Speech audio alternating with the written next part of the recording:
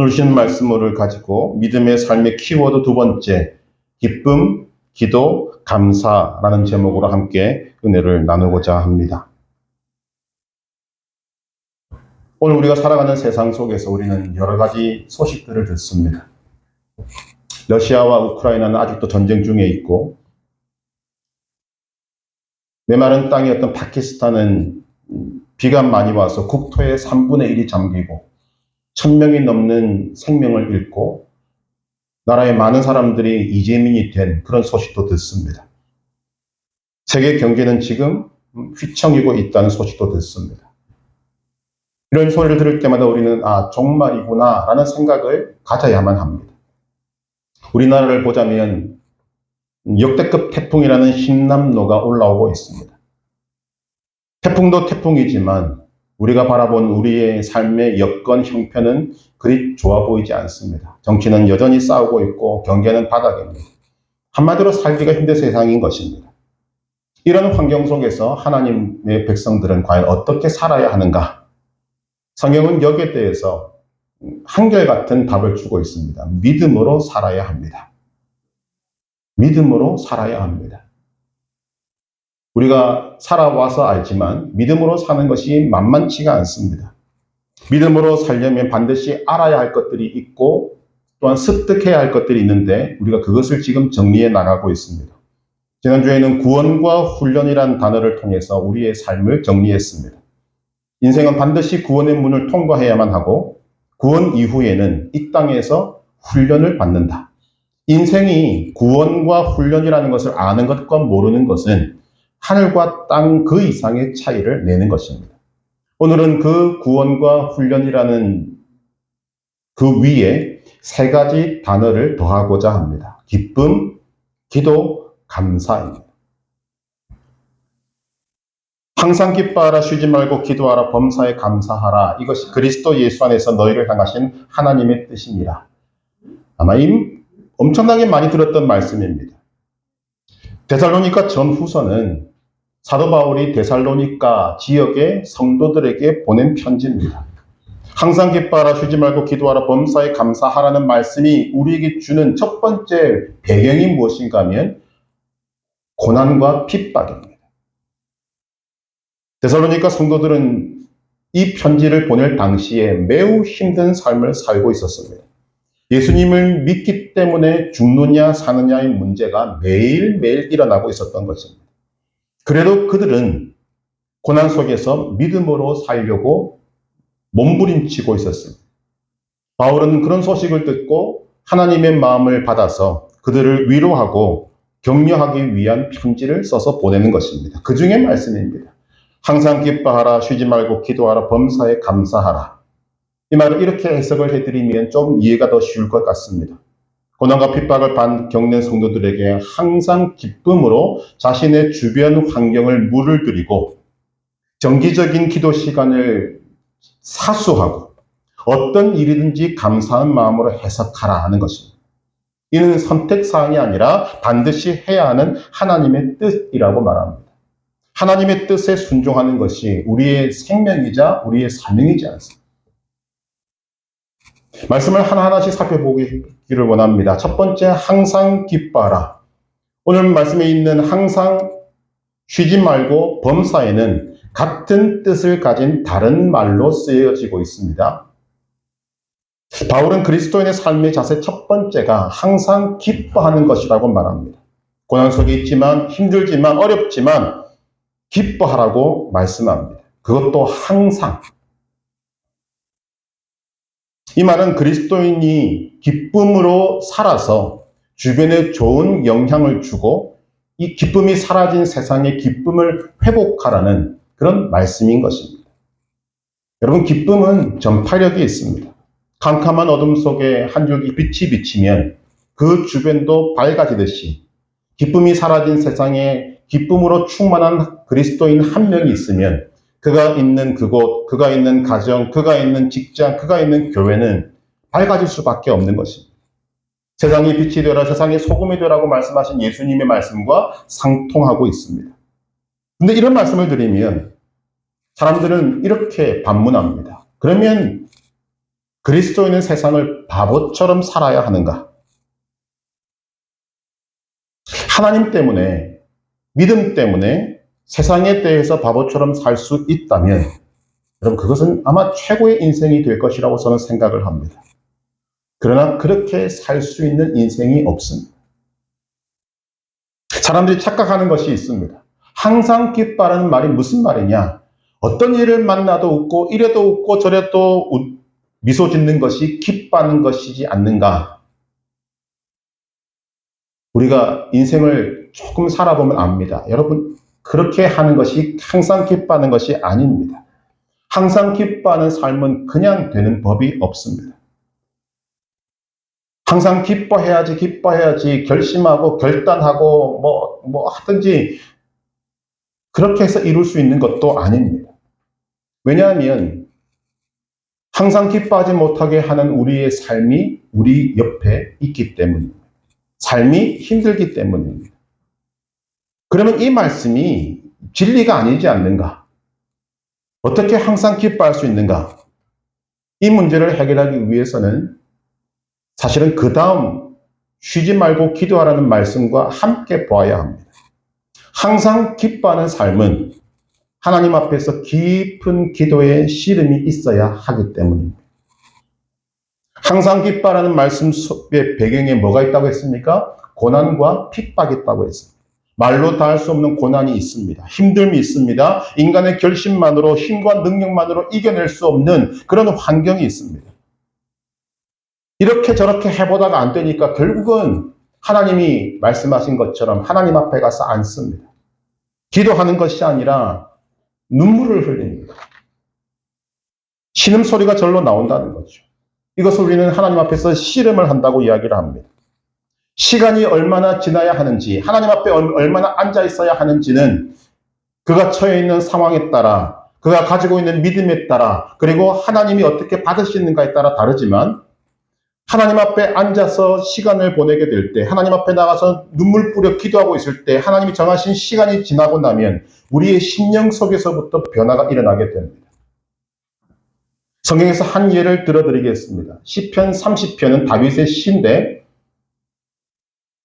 시편 30편 1절은 이렇게 말합니다. 여호와여 내가 주를 높일 것은 주께서 나를 끌어내사 내 원수로 하여금 나로 말미암아 기뻐하지 못하게 하심이니이다. 그 속에서 우리가 주목해야 될 단어가 뭡니까? 원수입니다. 지금 다윗의 삶에 뭐가 있습니까? 원수가 있습니다. 나를 힘들게 하고 나에게 피눈물 흘리게 만드는 사람이 아니라 원수라고 할 수 있는 사람이 바로 자기 앞에 있습니다. 이것이 다윗이 처해 있는 환경입니다. 이것뿐만이 아닙니다. 시편 30편 3절에 보니까 여호와여 주께서 내 영혼을 스올에서 끌어내어 나를 살리사 무덤으로 내려가지 아니하게 하셨나이다. 시인은 지금 스올에 떨어져 있습니다. 스올이 무슨 말인가? 죽은 사람들이 가는 처소의 구약적 명칭입니다. 오늘 우리에게 맞는 말씀으로 해석을 하면 죽을 만큼 힘든 상황 또는 죽을 만큼 힘든 형편을 말하는 것입니다. 그만큼 힘들다는 거죠. 이것이 지금 현재 이 기도, 이 시를 쓰고 있는 다윗의 형편입니다. 환경입니다. 그토록 싫어하는 힘든 환경입니다. 그런데 이런 고백을 하고 있는 이 시가 갑자기 바뀝니다. 시편 30편 11절 주께서 나의 슬픔이 변하여 내게 춤이 되게 하시며 나의 베옷을 벗기고 기쁨으로 띠우셨나이다. 갑자기 어떻게 이렇게 될 수 있는가? 그 힌트를 성경은 우리에게 주고 있습니다. 이 일이 어떻게 이루어졌는가? 변한 거 하나도 없습니다. 그는 지금 어려운 환경 속에 있습니다. 원수가 앞에 있습니다. 수월까지 내려갔습니다. 그런데 그렇게 힘든 상황에 있던 한 사람이 어떻게 갑자기 슬픔이 변하여 춤이 되고 베옷을 벗기고 기쁨으로 띠를 띄울 수 있는가? 열쇠가 기도에 있다고 말합니다. 시편 30편 2절 여호와 내 하나님이여 내가 주께 부르짖음에 나를 고치셨나이다. 시편 30편 8절 여호와여 내가 주께 부르짖고 여호와께 간구하기를. 다윗의 시의 대부분 이런 패턴입니다. 고난에 빠집니다. 원수가 있습니다. 죽을 만큼 힘이 듭니다. 인간의 힘과 노력이 열심히 쏟아부었지만 아무런 소용이 없습니다. 그래서 기도합니다. 힘으로 안 되니까, 능력으로 안 되니까. 그런데 하나님 앞에 앉아서 눈물 뿌려 통곡하며 주님의 이름을 부르고 있으니까 갑자기 변화가 오는 것입니다. 심령 속에서도 변화가 옵니다. 슬픔이 변하여 춤이 되고 기쁨이 됩니다. 그리고 고난도 끝이 납니다.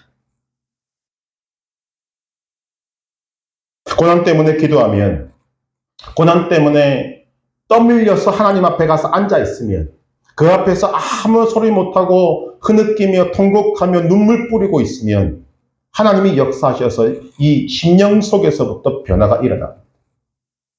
고난의 심령을 하나님께서 기쁨으로 채우시면 슬픔이 변하여 춤이 되고, 기쁨이 솟아오르면 우리가 그렇게 힘들어하던 고난도 끝이 나는 것입니다. 왜 오늘 우리 속에 항상 기뻐하라는 말씀이 실천되지 않는가?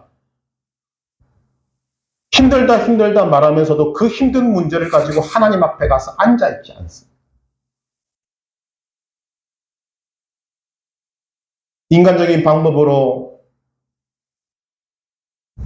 인간적인 사람들의 도움을 받기 위해서 발로 뛰는 건 잘하는데, 힘들다는 그 문제를 가지고 하나님 앞에 가서 오래 앉아있지를 못합니다. 우리는 하나님의 이 역사하심을, 이 과정을 눈여겨보아야 합니다.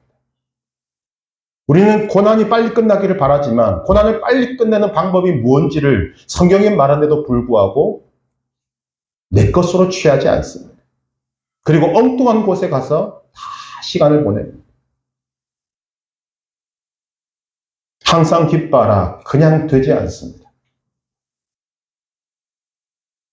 항상 기뻐하는 삶을 살려면 쉬지 말고 기도하는 삶이 있어야 합니다. 그래서 저는 바라볼 때 이 쉬지 말고 기도하라는 말씀이 항상 기뻐하라는 말씀을 앞에 두고 범사에 감사하라는 말씀 가운데 딱 끼어 있다는 것에 아주 감동을 받습니다. 왜냐하면 이 쉬지 말고 기도하라는 말씀이 양쪽에 다 영향을 미치기 때문에. 쉬지 말고 기도하기 위해서는 먼저 정기적인 기도 시간을 사수하는 것이 매우 중요합니다. 사람들이 안 하는 것이죠.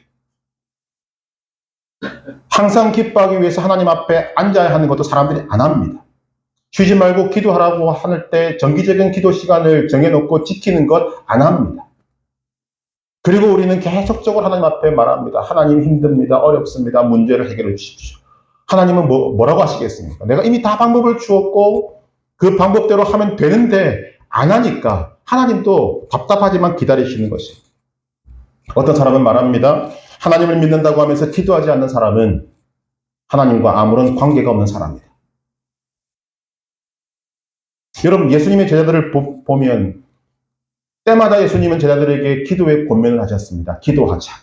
십자가를 지시기 전에는 그 기도의 자리까지 데리고 가셔서 거기서 기도 부탁을 하셨습니다. 나를 위해 기도해달라. 그러나 그들은 기도 못했습니다.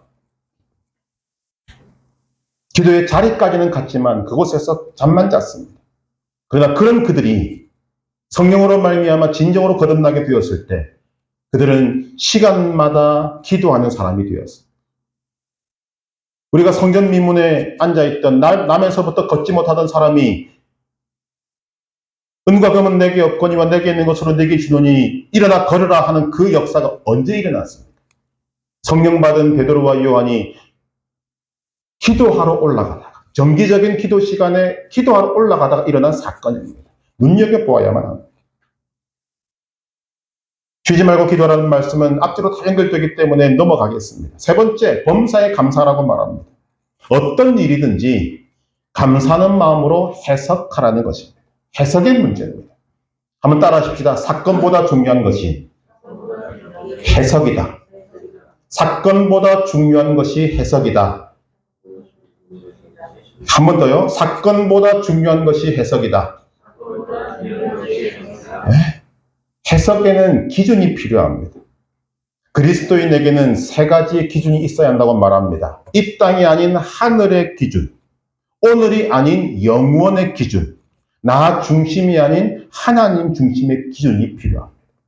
이것을 우리가 뭉뚱그려서 믿음의 기준이라고 말하는 것입니다. 다시 말씀드릴까요? 이 땅이 아닌 하늘의 기준, 오늘이 아닌 영원의 기준, 나 중심이 아닌 하나님 중심의 기준입니다. 이 해석의 기준이 매우 매우 중요합니다. 왜냐하면 어떻게 해석하느냐, 어떤 기준을 가지고 해석하느냐에 따라서 우리 인생이 완전히 달라지기 때문입니다. 성경에 나타난 두드러진 예가 바로 이스라엘 백성들이 출애굽 이후에 가데스 바네아에서 보낸 12명의 정탐꾼들이 40일 동안 가나안 땅을 정탐하고 와서 낸 보고에 있습니다. 10명은 사실 그대로를 전합니다. 하나님 말씀대로 그 땅은 비옥하고 좋은 땅입니다. 젖과 꿀이 흐르는 땅입니다. 그러나 성은 견고하고 거인족도 있습니다. 우리는 그들에 비해 우리가 보기에도 메뚜기 같습니다. 우리는 죽었습니다. 반면에 여호수아와 갈렙은 말합니다. 똑같은 내용이지만 이렇게 말합니다. 그들은 우리의 먹이라. 옛날 성경이 훨씬 더 표현이 좋습니다. 그들은 우리의 밥이라. 똑같은 것을 보고 듣고 온 그들이 말이 다른 이유가 무엇입니까? 기준이 다르기 때문에. 시각이 다르고 해석이 달라집니다. 그 결과 우리는 죽었다고 한 자들은 다 죽었습니다. 그들은 우리의 밥이라고 한 자들은 가나안 땅을 정복했습니다. 그만큼 이 사건을 어떻게 해석하느냐, 그 기준에 따라서 해석에 따라서 우리 인생 자체가 달라지는 것입니다. 오늘 여러분들이 이 세상, 여러분이 처해 있는 환경을 바라보는 여러분의 기준은 무엇입니까? 어떤 해석의 기준을 가지고 있으십니까? 하나님께서는 하나님의 자녀들이 하늘의 시각, 영혼의 시각, 하나님 중심의 시각을 갖기를 원하십니다. 삶을 이 땅에서가 아닌 하늘의 시각에서 보고, 오늘이 아닌 영혼의 시각에서 보고, 나 중심이 아닌 하나님 중심으로 볼 때 범사에 감사하며 살아갈 수 있는 삶이 이루어지게 된다는 것입니다. 믿으시기 바랍니다. 그런데 이런 시각도 여러분 그냥 만들어지는 것이 아닙니다. 믿음으로 기도할 때 만들어지는 것입니다. 우리가 지난주에 나누었던 훈련이다 말씀과 연결되는 말씀입니다. 항상 기뻐하라, 쉬지 말고 기도하라, 범사에 감사라는 하루아침에 이루어지는 것이 아닙니다. 꾸준한 훈련이 필요합니다. 우리는 이런 말씀을 들을 때마다 늘 환경 문제를 제시합니다. 기도도 기도지만 첫 번째와 세 번째, 항상 기뻐하라, 범사에 감사라는 말씀은 들을 때마다 우리의 마음에 부담을 줍니다. 왜냐하면 그렇게 못 살기 때문이죠. 기도는 그래도 뭐 밥 먹을 때도 기도하고 또 좀 잠잘 때도 기도하고 뭐 금요 기도회도 하고 하니까 그런 대로 넘어갈 수 있다고 생각하지만 항상 기뻐하라, 범사에 감사라는 말씀을 도통 우리가 실천하기가 어렵습니다. 왜 그렇게 생각하는가? 삶의 여건, 삶의 환경이 따라주지 않는다고 생각하기 때문입니다. 항상 기뻐하라, 범사에 감사라는 말씀을 들으면 우리 속에서 이런 말이 저절로 나옵니다. 아니, 기뻐할 일이 있어야 기뻐할 것 아닙니까? 감사할 일이 있어야 감사할 것 아닙니까? 이리 봐도 힘들고 저리 봐도 고달픈데 우리가 힘든 세상을 떠나서 살 수도 없는데 하루하루 힘들게 살아서 위로받고자 교회에 왔는데 말씀은 또 우리에게 항상 기뻐하라, 범사에 감사라고 하니까 이중으로 막 충격이 오는 것입니다. 부담을 느끼는 거죠. 우리는 인정할 건 인정해야 됩니다. 우리는 세상을 떠나서 살 수 없습니다. 삶이 힘든 것이 사실입니다. 그런데 우리들이 오늘까지 살아왔던 삶을 한번 여러분 정확하게 되돌아보시기를 바랍니다. 우리는 힘들지 않은 세상을 살아온 적이 없었습니다. 단 한 번도 없었습니다. 대부분은 힘든 세상을 당연한 것으로 여기며 살아왔습니다. 갓 태어난 아이가 어머니의 젖을 찾는 것은 본능입니다. 자연스럽게 그 젖을 찾고 물고 빱니다. 그런 식으로 오늘 우리는 우리에게 주어져 있는 그 환경들을 적응하며 살아온 거죠. 초등학교는 초등학교대로, 중학교는 중학교대로, 고등학교는 고등학교대로. 여러분 아주 편하게 다니셨습니까? 아니지 않습니까? 삶의 여건이 합당할 때는 합당한 대로, 삶의 여건이 합당하지 않을 때는 견디며 개선해 나가며 오늘까지 살아온 것이 우리의 인생입니다. 좀 더 이해를 돕기 위해서 화가를 한번 생각해 보십시다. 화가는 그림을 그린 사람입니다. 어디 그립니까? 요즘은 다른 도구들도 있겠지만 주로 캔버스라는 것을 사용합니다. 캔버스는 그림을 그리는 배경이기도 하지만 화가에게는 제한사항이기도 합니다. 0호부터 아주 작은 것부터 시작하는 그 캔버스에 화가는 온갖 상상력을 다 동원해서 거기에 자기가 그릴 수 있는 것들을 다 그려 넣습니다. 제한사항을 제한으로 여기면서도 그 속에서 적응하며 자기의 그 예술적인 감각을 풀어내는 것입니다. 이것이 오늘 우리의 삶입니다. 오늘 우리가 처해 있는 상황도 우리는 그렇게 여기며 살아왔다는 거죠. 그런데 세상이 우리를 조금 힘들게 한다고 우리는 당장의 그 원망을 하나님께로 향합니다. 그리고는 이런 생각도 합니다. 아, 나만 힘들고. 교회 와서 옆에 있는 집사님을 보니까 얼굴이 평안합니다. 나만 힘들고. 장로님, 권사님을 보니까 또 목사님 저를 보니까 얼굴은 시커먼데 별로 그렇게 힘들어 보이지 않습니다. 여러분, 그런 일 없습니다. 다 힘듭니다. 인생이라는 이름을 걸고 있는 사람들은 다 힘듭니다. 더 힘들고 덜 힘들고의 차이지 힘들지 않은 사람은 단 한 사람도 없습니다. 이런 상황 속에 있는 우리들에게 하나님은 지금까지 우리가 살아왔던 삶의 방법, 적응하며 인내하며 버티며 견디는 그 삶뿐만이 아니라 그것과는 차원이 다른 높은 삶이 있다고 우리에게 알려주시는 것입니다. 그것이 믿음의 삶이고 그것이 범사에 감사하는 삶입니다. 그런데 그 항상 기뻐하고 범사에 감사하는 삶을 어떻게 살 수 있는가?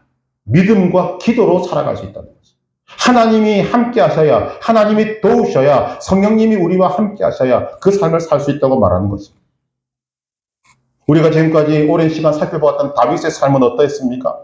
다윗이 살았던 환경은 믿음으로 살기에 좋은 환경이었습니까? 아니지 않습니다. 다윗이 살았던 환경은 폭력과 난잡한 성문화, 그리고 법도 규율도 없는 가나안 땅이었습니다. 또한 다윗은 대부분 전쟁터에 있었습니다. 전쟁만큼 믿음으로 살기가 어려운 환경이 있겠습니까? 그러나 다윗은 그런 상황 속에 있으면서도 환경에 침몰되지 않았습니다. 그는 그 환경 때문에 넘어지기도 하고 쓰러지기도 했지만 그는 그 속에서 하나님께 대한 소망을 가졌고 항상 기도했고 항상 노래했고 항상 하나님을 자랑했습니다. 그런 다윗의 믿음을 하나님께서 인정해 주셨습니다. 예수님이라고 예외가 아닙니다. 예수님이 살았던 환경은 정말 항상 기뻐하고 범사에 감사할 환경이었습니까? 아니지 않습니까? 예수님이 태어나서 활동할 당시는 로마의 권력하에 이스라엘이 지배당하던 때입니다. 우리로 따지면 일제강점기와 똑같습니다. 착취당합니다. 삶의 희망이라고 보이지 않습니다. 또한 헬라 문화와 인간의 죄가 극에 달할 때가 예수님이 살았던 당시입니다. 그러나 그런 환경 속에서 예수님은 흠도 없고 점도 없는 거룩한 삶을 사셨습니다. 어떤 분들은 이런 질문을 합니다. 부족하지만 그래도 하나님을 믿고 있습니다. 나름 기도도 열심히 하고 있습니다. 그런데 왜 내 인생에, 내 가정에 이렇게 계속 문제가 생깁니까?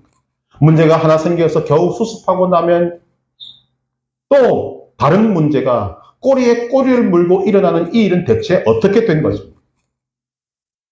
이유를 저에게 물으신다면 저는 이런 답을 드릴 수밖에 없습니다. 이유?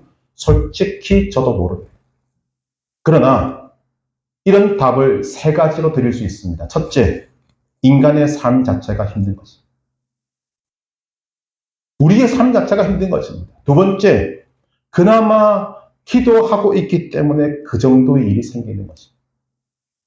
기도하지 않았다면 감당 못할 일들이 줄줄이 이어서 올 것입니다. 세 번째, 믿음으로 감당할 만하기 때문에 주시는 것입니다. 고린도전서 10장 13절 사람이 감당할 시험 밖에는 너희가 당한 것이 없나니 오직 하나님은 미쁘사 너희가 감당하지 못할 시험 당함을 허락하지 아니하시고 시험 당할 즈음에 또한 피할 길을 내사 너희로 능히 감당하게 하시느니라. 여러분, 그래도 마음이 시원하지 아니하십니까? 그럴 때 주시는 하나님의 말씀은 어떤 경우에도 중간 결산하지 말라는 것입니다.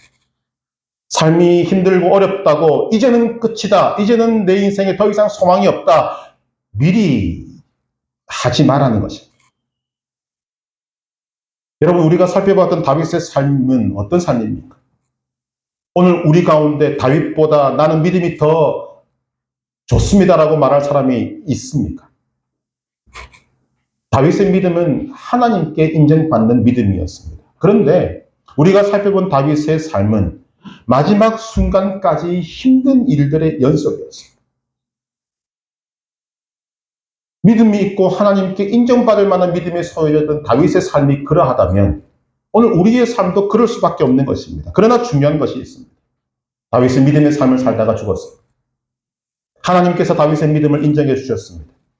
다윗의 삶은 힘들고 어려웠지만 그 고난 가운데 인간으로서 이룰 수 있는 것들을 이루었습니다. 완벽하다고 할 수는 없겠지만 인간이 이룰 수 있는 것들 중에 거의 최고를 다 누렸습니다. 더 중요한 것은 하나님이 인정하시니 거룩한 하나님의 말씀 속 인물이 되었습니다. 살았을 때보다 죽어서 더 유명해졌습니다. 몇천 년 동안 사랑받는 사람이 되었습니다. 우리에게 어떤 메시지를 줍니까? 인생은 중간 결산하면 안 된다는 것입니다. 하나님의 사람은 절대로 중간에 그런 결산을 스스로 내리면 안 된다는 것입니다. 우리의 인생의 결산은 하나님이 하십니다. 우리 인생의 결산은 하나님이 마지막에 하실 것입니다. 우리는 그때까지 믿음을 가지고 이 삶을 살아내야 하는 것입니다. 로마서 8장 28절은 말합니다. 우리가 알거니와 하나님을 사랑하는 자, 곧 그 뜻대로 부르심을 입은 자들에게는 모든 것이 합력하여 선을 이루느니라. 오늘 하나님 우리에게 뭐라고 말씀하십니까? 항상 기뻐하라, 쉬지 말고 기도하라, 범사에 감사하라. 이것이 그리스도 예수 안에서 너희를 향하신 하나님의 뜻입니다. 중요한 말씀이 다 나와 있습니다. 항상 기뻐하고 쉬지 말고 기도하고 범사에 감사하는 것이 하나님의 뜻이라고 말합니다. 여러분, 이것이 중요한 것입니다. 하나님의 뜻입니다. 하나님의 뜻은 반드시 이루어진다라는 보증입니다. 하나님께서 여러분들의 삶을 항상 기뻐하고 쉬지 말고 기도하고 범사에 감사하는 삶으로 만드시겠다는 하나님의 의지를 나타내고 있습니다. 오늘 우리가 이번 주의 말씀으로 삼았던 데살로니가전서 5장 24절은 뭐라고 말하는가? 너희를 부르시는 이는 미쁘시니 그가 또한 이루시리라. 너희를 부르신 이는 신실하시니 그가 또한 이루시리라. 이것으로 끝나도 좋은데 하나님은 거기다가 한 가지 보증서를 더 붙이십니다. 그리스도 예수 안에서. 이보다 더 확실한 보증이 없습니다. 우리는 하나님을 믿는다고 하면서 대부분 이 땅에서 잘 되고 못 되고를 따집니다. 하나님을 믿는다고 하면서 우리는 이 땅에서의 유익만 생각합니다. 그래서 내 인생이 조금 편하면 내가 복을 받는구나. 내가 좀 힘들면 내가 저 저주를 받는 것 아닌가. 이렇게 생각할 때가 많다는 거죠. 믿음으로 산다고 하면서도 그런 생각을 가질 때가 참 많습니다. 그러나 여러분, 하나님은 여러분의 육적인 유익만 만드시지 않습니다. 하나님은 우리의 영육의 유익을 다 생각하십니다. 우리가 알지 못하는 영역까지도 다 살피십니다. 예수님의 목숨값을 주고 사신 저와 여러분의 유익을 누구보다도 더 많이 생각하십니다. 하나님도 따지시는 거죠. 무엇이 내 사랑하는 이 자녀에게 유익할 것인가? 고난을 허락하시는 것이 고난 이후에 오는 유익에 비교해서 그 고난이 감당할 만하다면 고난을 허락하시는 것이 하나님 아버지의 마음입니다. 왜냐하면 그 고난 뒤에 오는 유익이 훨씬 더 크기 때문에. 고난이 기억나지 않을 정도의 유익이 우리에게 있기 때문에 하나님은 힘드시면서도 우리에게 그 고난을 허락하시는 것입니다. 하나님이 시행하십니다. 무엇을 위해서? 하나님의 자녀인 저와 여러분의 유익을 위해서 시행하십니다. 그리고 이루십니다.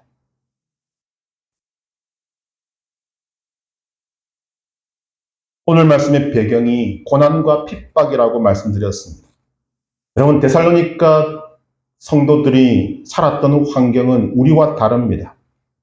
우리는 물가가 올라서 사 먹을 반찬이 적어지고 기름값이 올라서 차 운행을 하냐 마냐, 물론 다른 문제들도 있겠습니다만 그 문제를 가지고 힘들다 어렵다고 이야기할 때가 훨씬 더 많습니다. 그러나 이 바울의 편지를 받는 데살로니가 성도들은 매일매일이 순간순간이 죽느냐 사느냐의 문제입니다.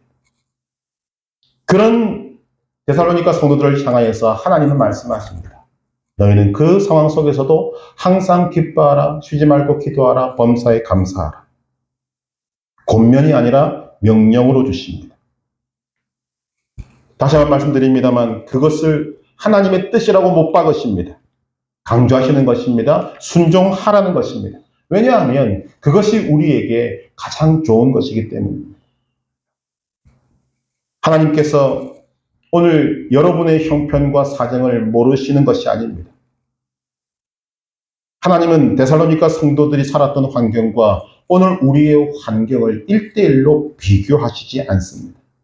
너희는 데살로니가 성도들에 비해서 훨씬 더 좋은 형편이니까 그냥 찍소리하지 말고 살아라. 그렇게 말씀하시지 않습니다. 오늘 우리의 고난을 있는 그대로 인정해 주십니다.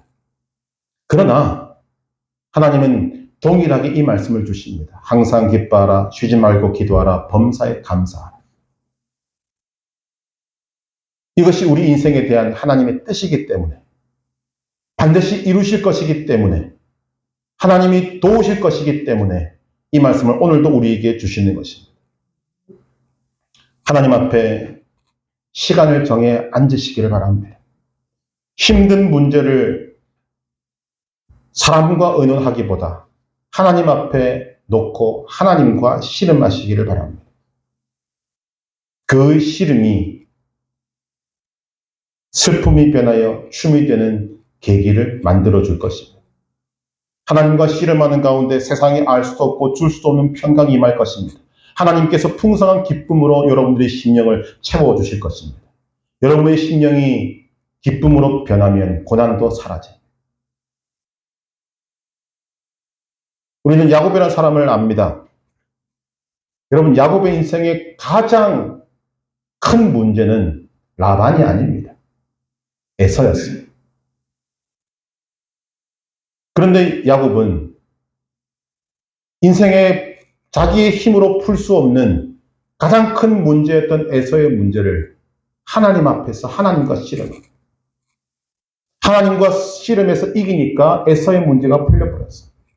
눈을 크게 또 여러분 보셔야 합니다. 우리에게 주는 메시지가 바로 그것입니다.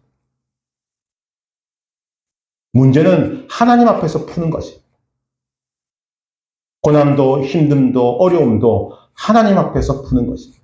하나님이 풀어주셔야 풀리는 것입니다. 세상을 바라보는 눈을 믿음의 눈으로 바꾸시기를 바랍니다.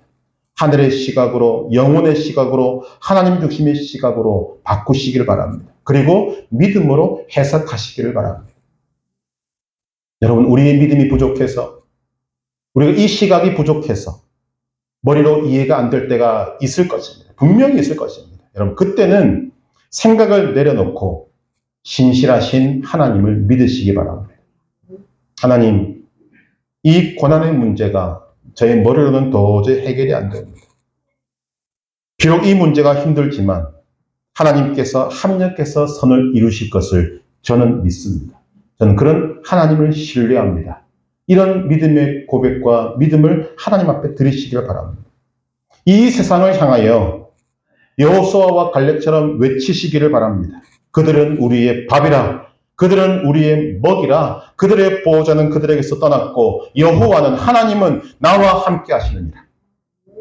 하나님께서 여러분의 믿음과 고백과 행동을 받으시고 여러분에게 있는 그 문제를 여러분의 맛있게 먹고 양분을 취해서 여러분이 성장하고 승리하는 밑거름으로 만들어줄 줄로 믿습니다.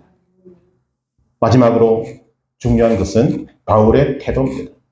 바울은 항상 기뻐하라, 쉬지 말고 기도하라, 범사에 감사하라는 말씀을 전한 후에 그 핍박받고 고난받는 데살로니가 성도들을 향하여서 무엇하고 있는가 하면 기도의 요청을 하고 있습니다. 오늘 말씀 25절을 딱 보시면 데살로니가전서 5장 25절, 형제들아 우리를 위하여 기도하라, 의미가 있습니다.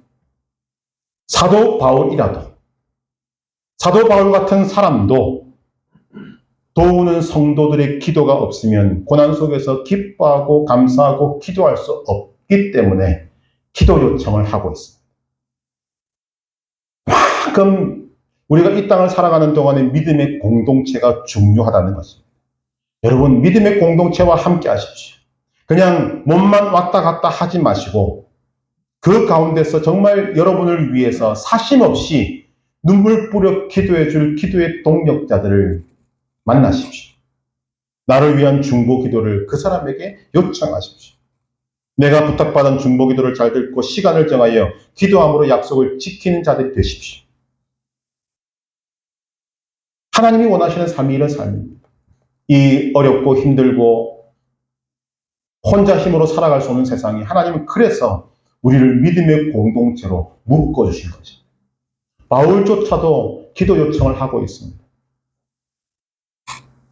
하나님께서 여러분의 기도를 들으시고 크고 놀라운 하나님의 뜻, 여러분들에게 가장 유익된 결말로 인도하실 줄을 믿습니다. 항상 기뻐하라, 쉬지 말고 기도하라, 범사에 감사라는 말씀에 순종해서 하나님의 뜻을 이루는 믿음의 백성 되시기를 주님의 이름으로 축복합니다.